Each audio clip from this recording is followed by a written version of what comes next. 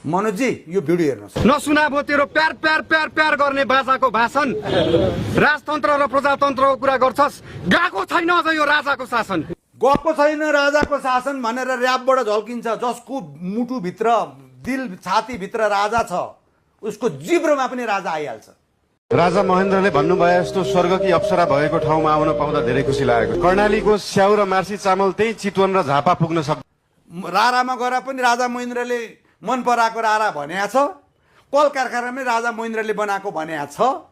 त्यसकारण बालेन्द्र शाहको हृदयभित्र राजा छ। ल दरबार होटलमा बसेका छन्, महेन्द्रको शालिक हेरेर योजना बनाइरहेछन्, अनि नारायणतिर हेरेर कहिले मैले राजा ज्ञानेन्द्र ल्याएर राख्नु भन्ने पनि सोचेको होलान् भन्दै थिए। मलाई त्यस्तो लाग्छ कालान्तरमा हुनेवाला त्यही छ। किन भन्नु, अझै नेपाली जनता राजाको भ्रमण जसरी गयो नि